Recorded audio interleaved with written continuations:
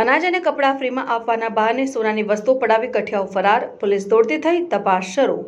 વડોદરાના Varasiya ring road પરનો બનાવ।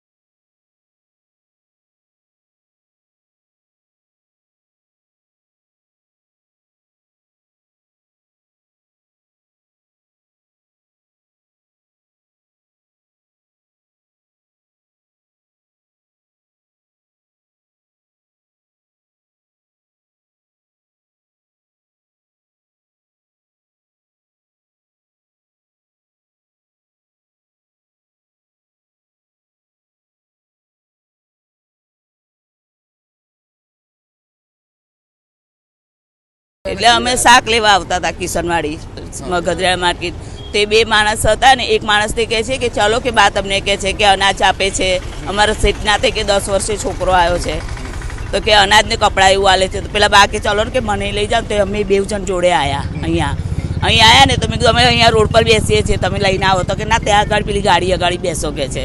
તમે તો એ ગાડી અગાડી બેઠા તો કે આ બુટ્ટી ને એવું કાઢી નાખો કે। તો પેલા બાએ કીધું કે મારી આ બુટ્ટી ચેન કે પિત્તલની છે કે।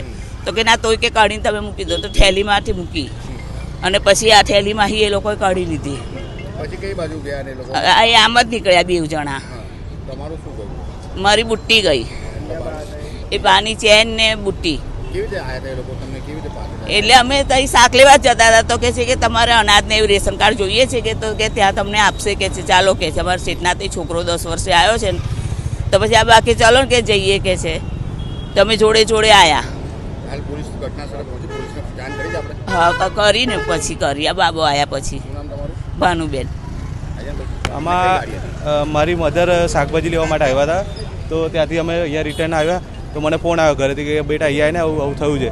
તો અહીંયા આગળ આવ્યા તો એમનું બુટ્ટી ને પેલા બીજા બાત એમની ચેન અને બુટ્ટી બંને વસ્તુ ગાયબ હતી। તો એમને પૂછ્યું કોણ લઈ ગયું, કેવી રીતે લઈ ગયું।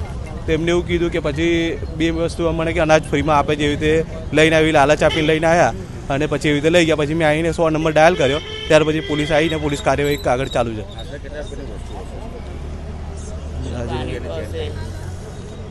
એક ચેન છે, 2 જોડી બુટ્ટીઓ છે। કેવી તેના પર આવ્યો કઈ ખ્યાલ આવ્યો? ના, ચાલતા જતા। પોલીસ તપાસ ચાલુ છે સાહેબ। શું નામ તમારું? સંજય માછી।